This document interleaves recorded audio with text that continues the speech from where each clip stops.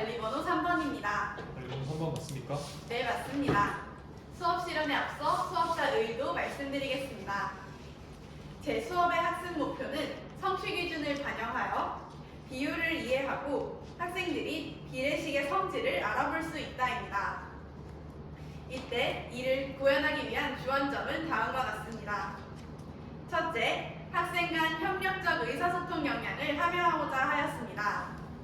학생들이 모둠 내에서 비례식의 성질을 서로 협력하여 의논하고 모둠 내 실생활 문제 만들기 활동과 패들렛 공유 활동을 통해 협력적으로 소통할 수 있도록 하였습니다.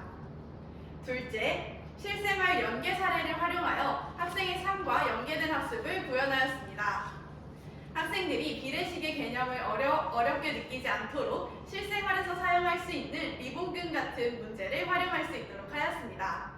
또한 학생들이 직접 문제를 만들어보는 활동에서 실생활 속에서 찾을 수 있는 비례 사례를 활용하도록 지도하였습니다.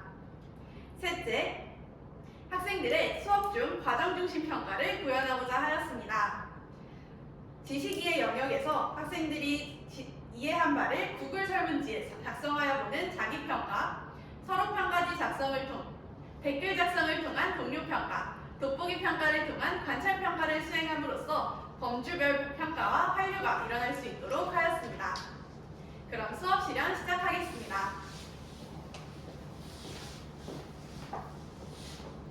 사랑하는 6학년 1반! 와, 좋습니다. 우리 첫 번째 활동으로 넘어가 볼 시간입니다. 우리 1반 준비 완료! 첫 번째 활동입니다. 발견하자 비례식의 고! 이 활동은 선생님과 함께 이야기를 나누면서 진행해 보도록 하겠습니다. 우리 교과서를 펼쳐볼까요? 첫 번째 문제를 함께 살펴봅시다. 종이끈 2개로 리본을 몇 개 만들 수 있습니까? 은주? 그렇죠. 4개 만들 수 있습니다. 그럼 종이끈 2개로 리본을 4개 만들 때 비례식을 세우면 어떻게 세울 수 있었습니까? 경민이 2대4라고 세울 수 있네요. 좋습니다. 그렇다면 종이끈 6개로는 리본을 몇 개 만들 수 있습니까? 민우? 맞습니다. 12개 만들 수 있지요. 왜 그렇게 생각했나요? 종이끈의 개수를 곱하기 3 했으니까 리본을 만들 수 있는 개수도 곱하기 3 하면 4 곱하기 3이라 12, 12개라고 생각했군요. 맞습니다. 지난 시간에 배운 내용을 잘 활용해서 비례식을 만들어 주었네요.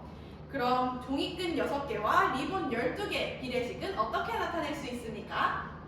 그렇죠. 6대 12라고 나타낼 수 있습니다.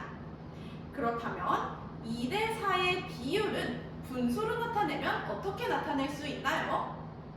진이?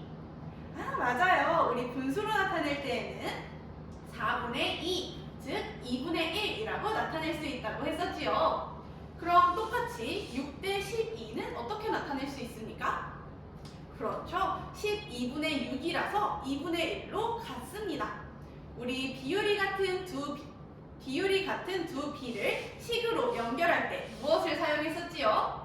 맞습니다. 등호를 사용해서 비례식을 나타내면 이렇게 2대4는 6대 12라고 나타냈었습니다. 이때 외항은 무엇입니까? 맞아요. 바깥쪽에 있는 2와 12.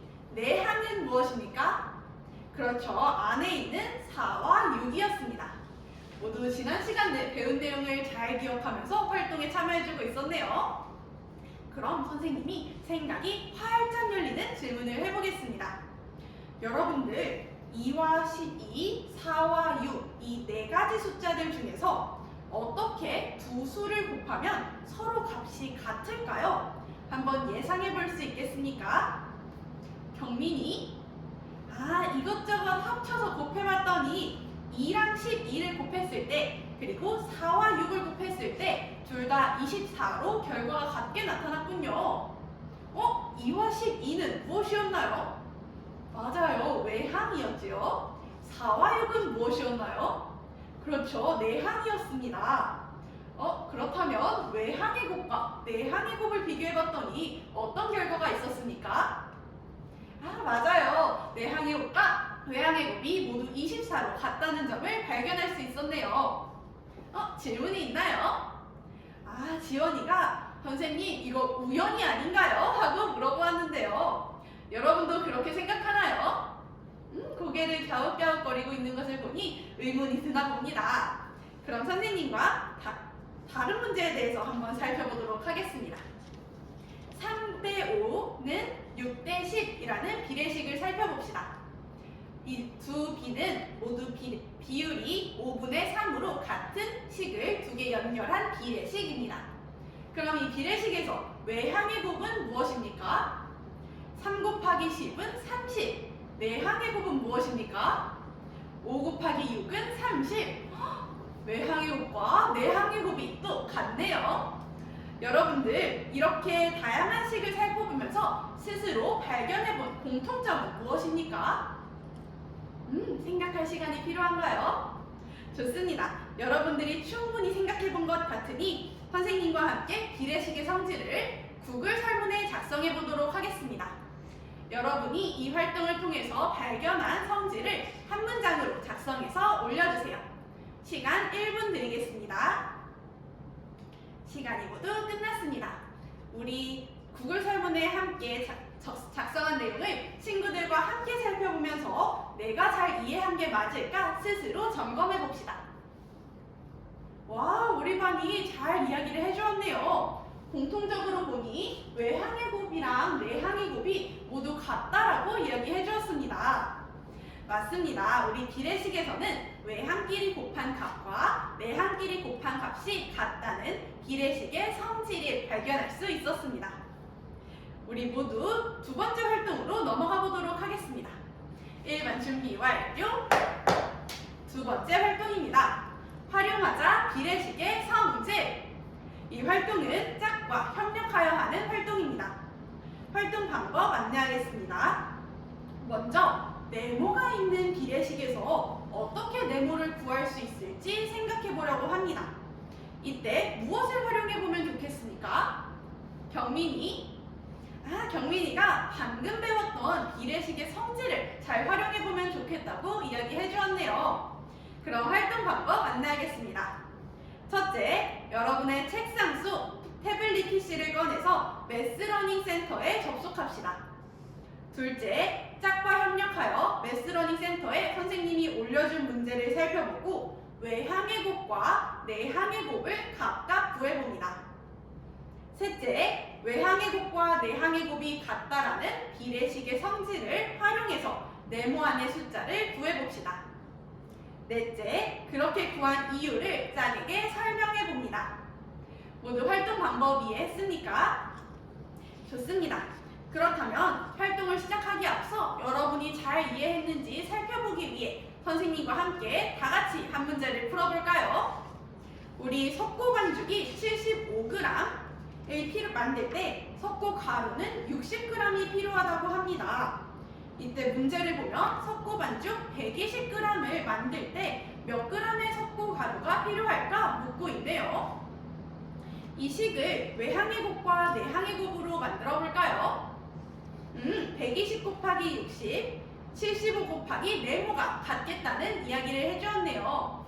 그럼 네모에 들어갈 숫자 모두 구할 수 있겠습니까?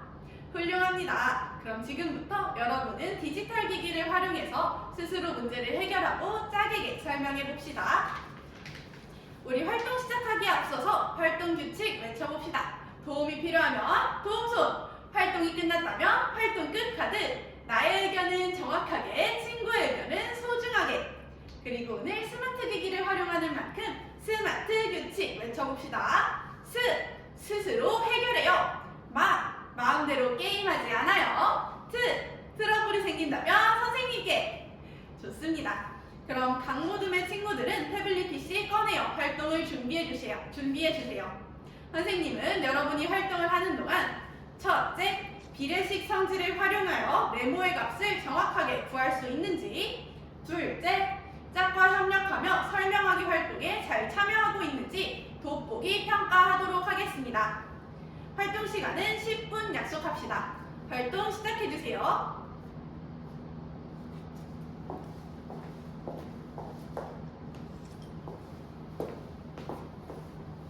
우리 은주는 왜 활동에 참여하지 않고 돌아다니고 있나요? 자리에 앉아볼까요? 은주야, 우리 반 수업 규칙이 무엇이었죠? 그렇죠. 선생님과 은주가 함께 정한 수업 시간에는 자리에 집중 타이머 2분 켜놓기이었죠. 우리 집중 타이머 함께 켜볼까요? 좋습니다. 우리 은주는 수학 시간에 항상 함께 들어가는 똑똑 수학 탐험대 접속해봅시다. 선생님이 같은 문제를 조금씩 단계를 나누어서 2분 동안 풀 수 있도록 단계 문제를 넣어두었습니다. 은주가 할 수 있는 속도에 맞춰서 수학 문제를 다시 만들어 두었으니 은주는 이 똑똑 수학 탐험대를 활용해서 문제를 해결하고 짝인 지니에게 차근차근 설명해 봅시다.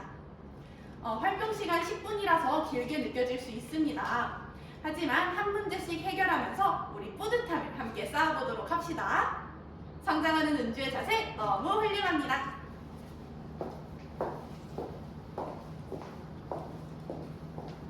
우리 같이 모든 민우와 미네 짝꿍 잘 활동하고 있나요? 서로 협력하면서 문제에 대해 설명해주고 있었군요. 협력하는 자세 너무 좋습니다. 사랑하는 6학년 1반! 와, 우리 모든 짝꿍 친구들이 활동 끝 카드를 들고 있는 것을 보니 활동을 잘 마무리한 것 같습니다. 그럼 우리 다음 활동으로 넘어가 보도록 하겠습니다. 세 번째 활동, 1반 준비 완료! 세 번째 활동입니다. 해결하자 문제! 이 활동은 모든 활동입니다. 활동 방법 안내하겠습니다. 첫째, 모든 별로 모든 패들렛에 접속합니다. 둘째, 비례식의 성질을 활용하여 해결할 수 있는 문제를 실생활 속의 소재를 찾아서 한 가지씩 만들어 봅니다.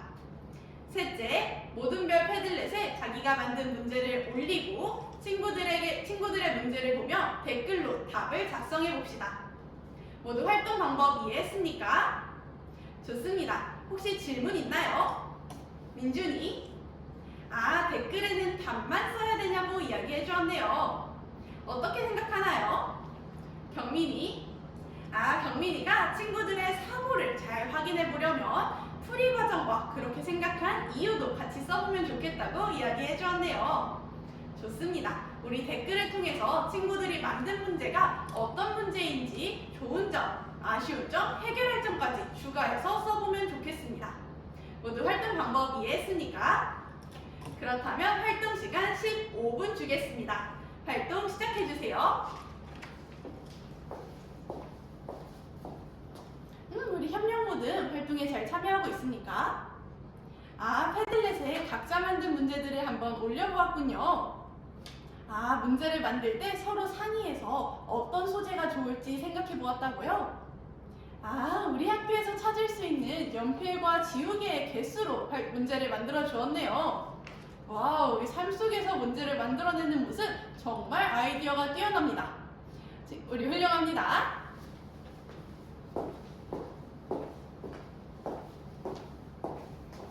은주, 이제 활동에 잘 참여하고 있었나요?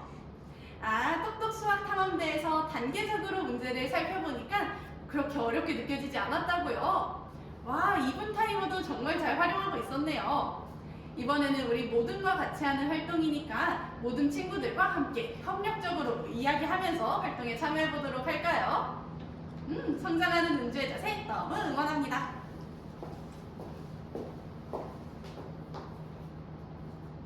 사랑하는 6학년 1반! 와, 우리 모든 친구들이 활동 끝 카드를 들고 있는 것을 보니 활동이 모두 마무리된 것 같습니다. 그럼 여러분들이 만든 질문을 친구들에게 소개해 보도록 하겠습니다. 어떤 모든 먼저 발표할까요? 존중 모든 앞으로 나와주세요. 우리 존중 모든이 자기가 만든 문제와 이걸 해결한 방법에 대해서 이야기해 줄 때 존중 모든 우리 발표할 때는 어떻게 해야 할까요? 그렇죠. 바른 자세로 친구들의 귀에 쏙쏙 들리게 이야기해 줘야 합니다. 그럼 여러분, 존중 모듬의 발표를 들을 때 무엇을 하면 좋겠습니까? 댓글을 함께 살펴보면서 추가할 점이 있는지 이야기해주면 좋겠다고요? 훌륭합니다. 그럼 존중 모듬 발표 시작해봅시다. 와, 우리 6모듬의 발표가 모두 끝났습니다. 그럼 오늘의 수업을 한번 정리해 보도록 하겠습니다. 이상 수업 실험 마치겠습니다.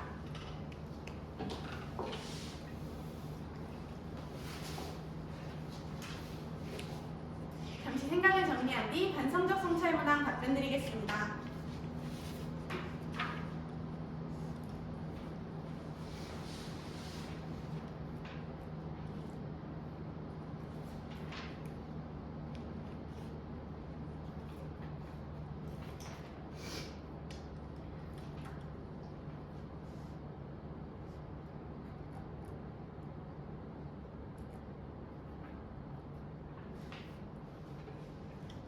반성적 성찰 문항 답변 드리겠습니다. 먼저 첫 번째 문항에서 디지털 교과서와 에듀테크의 의미를 말씀드리겠습니다. 첫째, 디지털 교과서는 학생들의 배움의 속도에 맞추어서 맞춤형 학습 자료를 제공해 줄 수 있는 교과서라는 의미가 있습니다.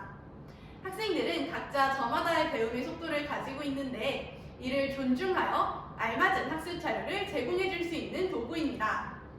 교사는 디지털 교과서를 활용하여 학생들에게 보충 문제를 제공함으로써 주도적인 문제 해결 역량을 길러줄 수 있으며 학생들은 스스로 학습을 점검하고 성찰하는 기회를 가질 수 있을 것입니다. 이어서 에듀테크의 의미에 대해 말씀드리겠습니다. 에듀테크는 교육과 기술의 합성어로서 교육 현장에서 활용할 수 있는 다양한 스마트 기술들을 의미합니다. 이때 본 수업에서는 매스러닝 센터와 똑똑 수학 탐험대라는 에듀테크를 활용하였습니다. 수학 시간에서 발생할 수 있는 다양한 수준차에 대해서 단계별 발문을 제공하고 문제를 재해석할 수 있는 프로그램입니다. 뿐만 아니라 매스러닝 센터에서는 학생들이 스스로 다양한 문제를 접해볼 수 있도록 교과서 외의 문제에 대해 살펴볼 수 있도록 기회를 마련할 수 있다는 의미가 있습니다. 이어서 두 번째 문항에 대한 답변 드리겠습니다. 수업 중 비례식의 내항과 외항의 개념이나 내항의 곱이 외항의 곱과 같다는 개념을 이해하지 못하는 학생이 있을 경우 발문과 자료에 대해 말씀드리겠습니다. 먼저 내항과 외항의 개념에 대해 이해하지 못하는 경우입니다. 첫째, 발문의 측면에서 학생들에게 전시학습을 상기시켜 볼 수 있도록 하겠습니다. 이미 전차시에서 내항과 외항의 개념에 대해서 학습한 바가 있습니다. 따라서 학생들이 학습한 산출물을 다시 한번 돌아보면서 비례식의 각 위치에 해당하는 이름이 무엇이었는지 물어보는 발문을 진행하겠습니다. 이를 통해 학생들은 수업 내용을 다시 돌아보고 스스로 개념을 발견하여 정립할 수 있는 기회를 가질 수 있을 것입니다. 둘째, 자료 측면에서 시각적 자료를 충분히 활용하겠습니다. 비례식의 경우에는 숫자로 이루어져 있기 때문에 숫자와 기호로 이루어져 있기 때문에 학생들에게 어려움을 느낄 수 있게 합니다. 따라서 숫자가 아닌 그림을 활용하여 바나나 3개, 사과 4개와 같은 그림과 중간에 기호를 삽입하여서 그림 자료를 제공할 수 있도록 하겠습니다. 이를 통해 학생들이 바나나 3개는 전항, 사과 4개는 후항이라고 정확한 명칭을 이해할 수 있을 것입니다. 다음으로 내항의 곱과 외항의 곱의 개념을 이해하지 못하는 학생을 말씀드리겠습니다. 첫째, 발문 측면에서 학생들이 귀납적으로 그 성질을 발견해 볼 수 있도록 다양한 식 속에서 찾은 공통점은 무엇인가요? 라는 발문을 진행하겠습니다. 학생들은 내항의 곱과 외항의 곱이 같다는 것을 우연의 결과라고 생각하는 오개념이 있을 수 있습니다. 따라서 이를 지도하기 위하여 스스로 다양한 사례를 살펴보고 이러한 규칙, 즉 성질이 있음을 발견할 수 있도록 발문을 이끌어내겠습니다. 둘째, 자료 측면에서 그 계산 결과를 보여주는 영상 자료를 활용하겠습니다. 영상 자료를 활용하여 각 비례식의 부분이 서로 숫자가 움직여서 같은 곱의 결과가 나타남을 보여주는 영상을 만들겠습니다. 이를 통해 교사와 다른 학생들이 이해한 사고 과정을 시각적으로 활용해 볼 수 있다는 장점이 있을 것입니다.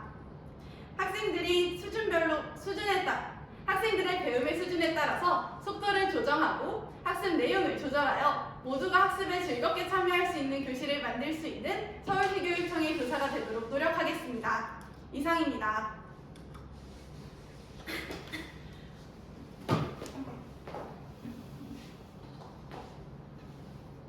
감사합니다. 들고 들고 나와.